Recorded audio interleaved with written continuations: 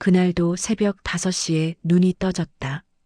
잠은 늘 얕았고 허리는 여전히 뻐근했다. 일어나자마자 창문을 열었다. 아파트 단지 안쪽으로 해가 막 올라오고 있었다. 김순자 씨, 올해 73. 사람들은 이제 노년이라 부르지만 순자 씨의 하루는 여전히 바빴다. 남편은 15년 전에 먼저 세상을 떠났다. 그 후로 혼자 아들을 키웠고 그 아들이 결혼해 손주까지 낳았다. 순자 씨 인생은 늘 누군가를 위해 흘러왔다. 본인을 위해 산 적은 거의 없었다. 아들 민수는 성실한 편이었다. 말수는 적었지만 큰 사고 없이 살아왔다. 며느리 지연은 야무졌다. 처음 만났을 때도 인사성이 밝았고 예의 바른 사람이었다. 손주가 태어났을 때는 정말 기뻤다. 인생에 다시 햇빛이 들어오는 것 같았다. 그날부터 순자 씨의 하루는 손주 중심으로 바뀌었다. 기저귀를 갈고 분유를 타고 이유식을 만들었다. 무릎이 아파도 병원 갈 시간보다 아이를 안는 시간이 더 많았다. 아들 부부가 맞벌이를 시작하면서 자연스럽게 함께 살게 됐다. 집은 순자 씨 명의였다.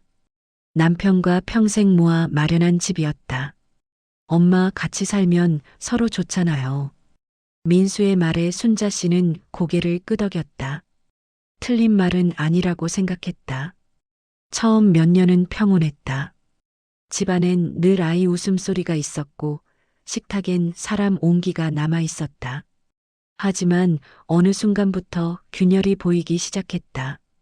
며느리 지연의 말투가 달라졌다. 존댓말은 여전했지만 온기가 사라졌다. 부엌에서 마주쳐도 대화는 짧았다. 어머니, 제가 할게요. 어머니, 쉬세요. 그 말들이 점점 벽처럼 느껴졌다. 순자 씨는 스스로를 다잡았다. 나이 들면 예민해진다고들 하니까.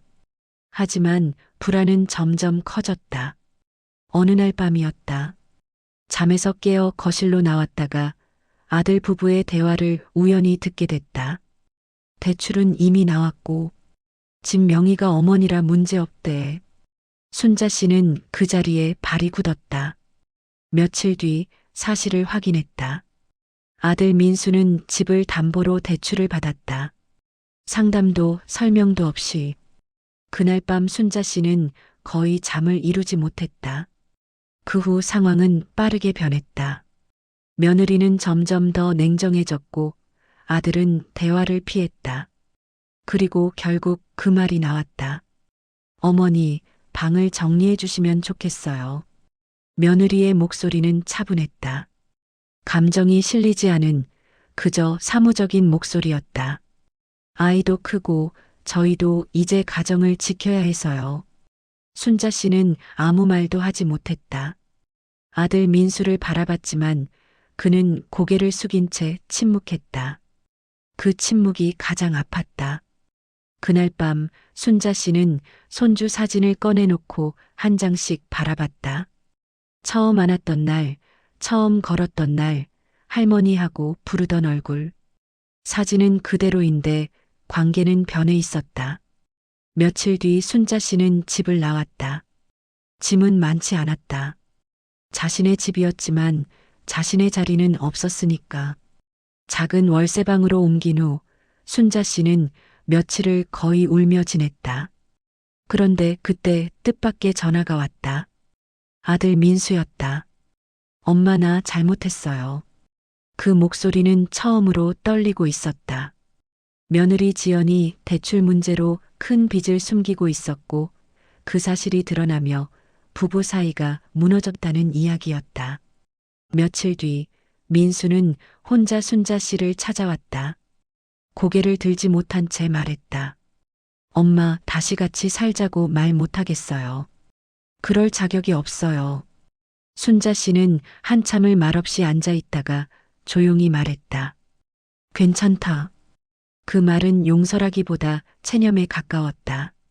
시간은 흘렀고 순자 씨는 혼자 사는 삶에 조금씩 익숙해졌다. 아들은 가끔 안부 전화를 했고 손주는 가끔 사진으로만 만났다. 어느 날 순자 씨는 병원에서 건강검진 결과를 받았다. 큰 병은 아니었지만 의사가 말했다. 이제는 본인 몸을 먼저 챙기셔야 합니다. 그 말이 오래 남았다. 평생 남을 먼저 챙기며 살아왔던 인생. 이제는 자신을 위해 살아도 된다는 허락 같았다. 순자 씨는 오늘도 새벽에 일어난다. 하지만 예전처럼 누군가를 위해 서두르지 않는다. 천천히 차를 끓이고 천천히 창밖을 본다. 가족은 여전히 마음속에 있다.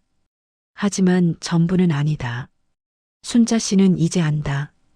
인생 후반에 가장 중요한 것은 누군가의 집에 머무는 게 아니라 자신의 마음에 머무는 일이라는 것을.